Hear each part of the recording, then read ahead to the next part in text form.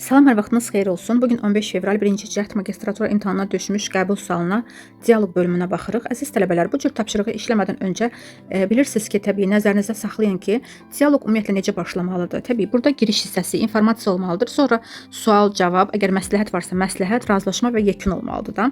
Ona görə bu qayda ilə biz yola çıxaq.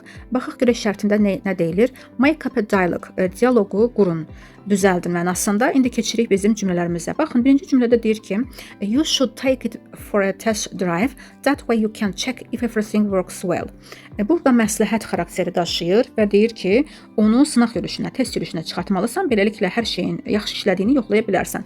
Məsləhətlə başlaya bilərikmi? Xeyr, ona görə də Y variantını atırıq. İkinciyə baxırıq ki, I saw a used car online that looks perfect, but I'm not sure if I should buy it. Bəli, burada informasiya verir, deyir ki, internetdə əla görünən işlənmiş bir maşın görmüşəm, amma onu alıb-almamağı olduğuma əmin deyiləm. Yəni tərəddüd var burada. İnformasiya verir bir şəxs, ola bilər 2 ilə başlaya bilərik və 3 ilə başlayan onsuz ki yoxdur. Baxaq görək bəs 4 ilə başlaya bilərdikmi? 4-də deyir ki, have you checked the mileage and service history? That's really important. 4-də nə deyir bəs? Onun yürüşünü, yəni probunu və servis tarixçəsini yoxlamısan. Bu həqiqətən vacibdir. Axı bu da bir məsləhət xarakteri, sual və məsləhət xarakteri daşıyır. Ona görə də 4-ü də seçə bilmərik. 4 olan variantı da avtomatik olaraq atırıq. Çünki burada informasiya giriş hissəsi deyil. Və qalır bizdə C və B variantı.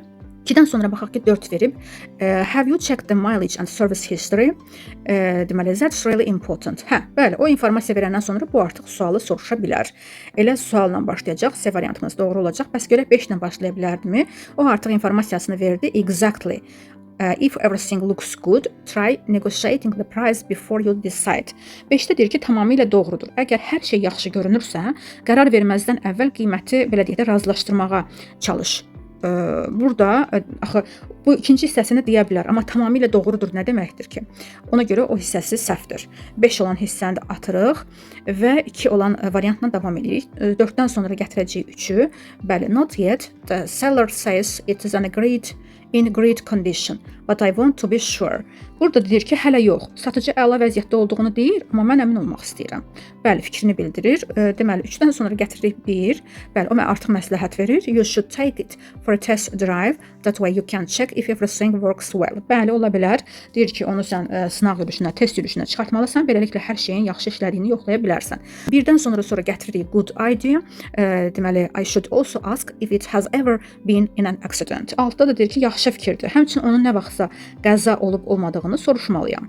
Və nəhayət 5-ci axırıncıdır ki, exactly. If everything looks good, try negotiating the price before you decide. Bəli, tamamilə deyir doğrudur. Əgər hər şey yaxşı görünürsə, qərar verməzdən əvvəl qiyməti razılaşdırmağa çalış. Bununla da yekunlaşır. Doğru variantımız C variantı. Növbəti dərs izahlarında görüşənədək sağ olun.